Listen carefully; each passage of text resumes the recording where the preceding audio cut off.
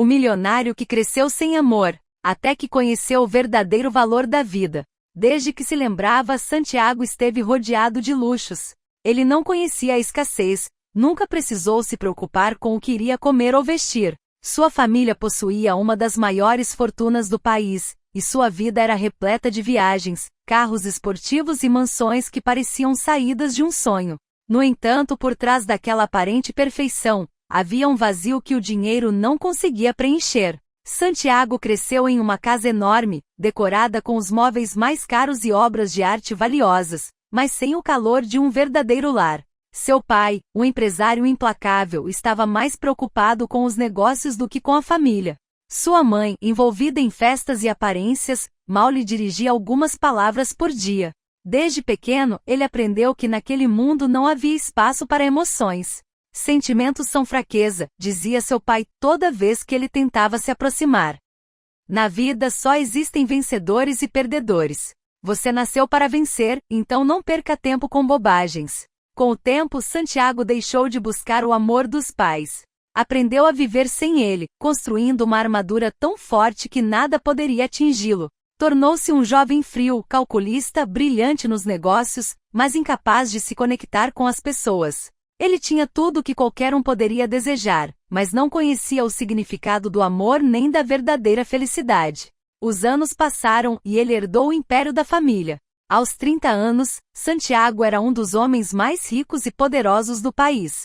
Suas empresas prosperavam, seu nome era sinônimo de sucesso, mas sua vida pessoal era um completo deserto. Nunca havia amado ninguém, nunca sentiu o calor de um abraço sincero, nunca experimentou a paz de um lar onde alguém o esperasse com amor. Suas relações eram superficiais, baseadas em interesses e conveniências. Cercado por pessoas que só queriam algo dele, aprendeu a desconfiar de todos. Não acreditava no amor, na amizade, apenas no poder e na segurança que o dinheiro podia lhe dar. Uma noite, após fechar um acordo milionário em seu escritório, ele ficou sozinho, olhando a cidade da janela do arranha-céu.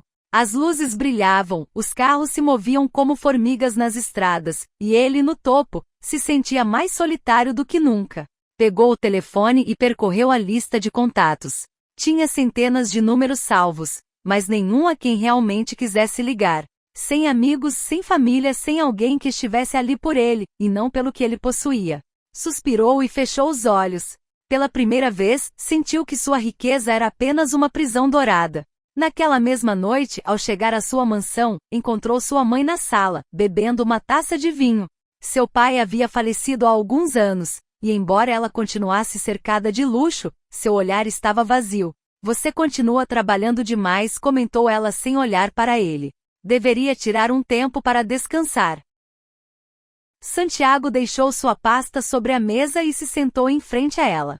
Descansar para quê? Respondeu friamente. Não há nada além do trabalho. Sua mãe o olhou por um momento e então tomou um gole do vinho. Você tem razão. O dinheiro é a única coisa que restou para nós. As palavras dela pesaram mais do que ele esperava. Olhou ao redor, a casa enorme, silenciosa, sem vida. Lembrou-se da infância, dos dias em que esperou, uma e outra vez, que seus pais lhe demonstrassem carinho. Mas eles nunca o fizeram. Agora, ele havia se tornado a mesma coisa. Levantou-se sem dizer nada e foi para o quarto. Ao entrar, acendeu a luz e ficou encarando seu reflexo no espelho. Era um homem bem-sucedido, atraente, com tudo que alguém poderia desejar, mas seus olhos estavam vazios. Aproximou-se da escrivaninha e abriu uma gaveta. Entre documentos e relógios caros, encontrou uma foto de sua infância. Nela, um menino de cerca de 6 anos olhava para a câmera com olhos cheios de esperança. Aquele menino havia desaparecido. Naquela noite, pela primeira vez, ele se permitiu sentir. A tristeza o atingiu como um turbilhão. Deixou-se cair na cama e, na solidão da imensa mansão, chorou todas as lágrimas que guardava há anos. Se perguntou se ainda havia tempo para mudar, se algum dia poderia encontrar o que sempre lhe foi negado. Mas, no fundo do coração, a ideia de que ainda havia algo além do dinheiro começou a ganhar forma. No entanto, ele não sabia que a vida estava prestes a pô-lo à prova de uma maneira que jamais imaginou. Nos dias seguintes, Santiago tentou retomar sua rotina, mas algo dentro dele havia mudado. O vazio que antes conseguia ignorar agora parecia gritar em seu peito. Decidiu sair de casa e dar uma volta pela cidade. Pegou o carro e dirigiu sem destino. As ruas estavam movimentadas, pessoas caminhavam apressadas, crianças corriam brincando. Santiago as observava, tentando entender como aquelas pessoas simples pareciam tão felizes. Enquanto dirigia, viu uma pequena praça e decidiu parar. Sentou-se em um banco e ficou observando um grupo de crianças brincando com uma bola velha. Seus risos enchiam o ar, e Santiago se pegou sorrindo sem perceber. Foi então que uma mulher se aproximou e sentou-se ao seu lado.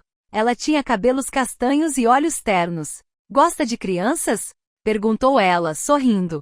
"Elas parecem felizes", respondeu ele, tentando disfarçar o desconforto. "A felicidade delas é pura. Não depende de nada além do momento presente", disse a mulher, olhando para as crianças. "Eu sou Helena. E você?" "Santiago." "Está tudo bem, Santiago?" perguntou ela, percebendo o semblante triste dele. "Por que pergunta?" "Porque seus olhos dizem que não está." Santiago desviou o olhar. Ninguém nunca havia lhe perguntado se ele estava bem. As pessoas apenas assumiam que ele estava, afinal, tinha tudo que o dinheiro podia comprar. "Estou tentando entender algo", respondeu ele após um longo silêncio. "E o que seria?" insistiu Helena. "Como é possível ser feliz sem ter tudo?" perguntou ele, apontando para as crianças que brincavam com a bola velha. Helena sorriu, porque a verdadeira felicidade não está nas coisas, mas nas pessoas. Está no que sentimos, no que vivemos. Santiago ficou em silêncio, refletindo sobre aquelas palavras. Ele não sabia explicar, mas algo na voz de Helena o tocou profundamente. "Quer tomar um café?" perguntou Helena, quebrando o silêncio. Santiago hesitou por um momento, mas algo em seu coração o impulsionou a aceitar. Eles caminharam até um pequeno café nas proximidades. Helena pediu um cappuccino e Santiago um café preto. Sentaram-se à mesa e conversaram por horas. Helena contou que era professora em uma escola comunitária. Seu trabalho não pagava muito, mas ela amava ensinar, especialmente as crianças mais carentes. "Elas me ensinam muito mais do que eu ensino a elas", disse Helena com um brilho nos olhos. "Me mostram o valor da simplicidade, da gratidão, do amor genuíno." "Amor genuíno?" perguntou Santiago, intrigado. "O que é isso?" "É o amor que não pede nada em troca, que não está baseado em bens materiais ou interesses. É o amor que acolhe, que compreende, que perdoa." Santiago ficou em silêncio, sentindo um nó na garganta. Era como se aquelas palavras estivessem atingindo um ponto dentro dele que ele sequer sabia que existia. Quando o café terminou, Helena se despediu com um sorriso. "Se algum dia quiser conhecer minhas crianças, fique à vontade para aparecer na escola. Elas adorariam te conhecer." "Talvez eu passe por lá", respondeu ele, tentando não demonstrar o quanto aquela conversa havia mexido com ele. Nos dias seguintes, Santiago não conseguia parar de pensar em Helena e nas suas palavras. Ele havia passado a vida inteira cercado por pessoas que só se aproximavam por interesse. Mas Helena parecia ser diferente. Após uma semana de indecisão, decidiu ir até a escola. Quando chegou, encontrou Helena no pátio brincando com as crianças. Elas riam, corriam e a abraçavam, como se ela fosse a pessoa mais importante do mundo. Ao vê-lo, Helena sorriu. "Você veio?" Santiago assentiu, sem saber exatamente o que dizer. "Quer conhecer as crianças?" perguntou ela, estendendo a mão. Ele pegou a mão dela e foi conduzido até o grupo de crianças. Elas o cercaram curiosas, perguntando quem ele era, o que fazia, se sabia brincar. Pela primeira vez em anos, Santiago se permitiu sorrir. Ele brincou com elas, contou histórias e até ajudou a organizar um jogo de futebol improvisado. Quando o dia terminou, sentiu que havia descoberto algo que sempre esteve faltando em sua vida. Algo que nem todas as suas posses conseguiram lhe dar. Helena se aproximou enquanto ele se preparava para ir embora. "E então, o que achou?" perguntou ela. Santiago respirou fundo, tentando encontrar as palavras. "Acho que estou começando a entender o que é o amor genuíno." Helena sorriu, tocando o ombro dele com carinho. "Ainda está no começo, mas está no caminho certo." Santiago foi embora com um sorriso no rosto e o coração um pouco mais leve. Pela primeira vez, sentiu que talvez, só talvez, pudesse encontrar o que passou a vida toda procurando. Mas ele ainda não sabia que o verdadeiro teste estava por vir. Os meses passaram, e a amizade entre Santiago e Helena se fortaleceu. Ele continuava visitando a escola, ajudando as crianças e aprendendo com elas o verdadeiro significado da felicidade. Helena se tornou sua melhor amiga, sua confidente, a única pessoa com quem ele se sentia verdadeiramente ele mesmo. Mas aos poucos, Santiago percebeu que seus sentimentos iam além da amizade. Ele estava se apaixonando por ela. Um dia, enquanto caminhavam pelo parque, Santiago criou coragem para abrir seu coração. Helena, eu preciso te dizer uma coisa, começou ele, parando em frente a um banco. Helena olhou, curiosa. O que foi? Santiago respirou fundo, tentando organizar seus pensamentos. Você me mostrou um mundo que eu não conhecia. Me ensinou que o amor é o bem mais valioso que alguém pode ter e ele parou hesitante. Eu acho que estou me apaixonando por você. Helena o encarou em silêncio por alguns segundos. Seus olhos estavam cheios de emoção, mas também de dor. Santiago, eu preciso te contar algo. O que foi? Perguntou ele, preocupado. Helena desviou o olhar e respirou fundo. Eu estou doente. Santiago sentiu o chão desaparecer sob seus pés. Doente? Como assim? Tenho um problema no coração. Os médicos disseram que preciso de uma cirurgia urgente, mas eu não tenho condições de pagar por ela. Santiago ficou em choque. A mulher que havia lhe ensinado tanto, que havia devolvido a esperança à sua vida, estava à beira da morte. Eu posso pagar essa cirurgia, disse ele imediatamente. Eu tenho dinheiro, Helena. Vou fazer de tudo para te salvar. Helena o olhou com tristeza. Dinheiro não compra tudo, Santiago. Mas agradeço por querer me ajudar. Nos dias seguintes, Santiago fez de tudo para conseguir os melhores médicos, os melhores tratamentos, mas o tempo estava contra eles. Helena estava cada vez mais fraca. Um dia, enquanto ele a visitava no hospital, Helena segurou sua mão. Santiago, eu preciso que você prometa uma coisa. Qualquer coisa, Helena. Se algo acontecer comigo, não deixe que o que você aprendeu aqui se perca. Continue ajudando as crianças.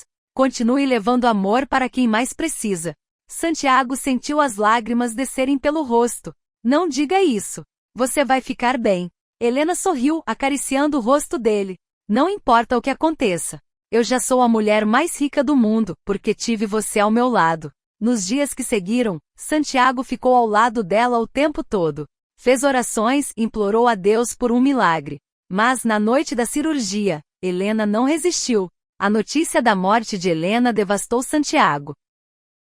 Ele se trancou em casa por dias, sem conseguir sair da cama, sem comer, sem falar com ninguém. Até que um dia, ao abrir a gaveta de sua escrivaninha, encontrou o caderno que as crianças da escola haviam feito para ele. Em cada página havia um desenho, um sorriso, uma lembrança de Helena. Na última página, uma mensagem escrita por ela. Santiago, se você está lendo isso, significa que já não estou mais aqui. Mas não se esqueça do que aprendeu. O verdadeiro amor não morre. Ele vive em cada gesto, em cada sorriso, em cada vida que tocamos. Agora é sua vez de tocar outras vidas. Com amor, Helena. Santiago chorou como nunca havia chorado antes. Mas ao invés de se entregar ao desespero, decidiu honrar a memória de Helena. No dia seguinte foi até a escola e reuniu as crianças. A partir de hoje, este lugar se chamará Instituto Helena. Será um centro para ajudar crianças carentes, oferecendo educação, suporte emocional e, acima de tudo, amor.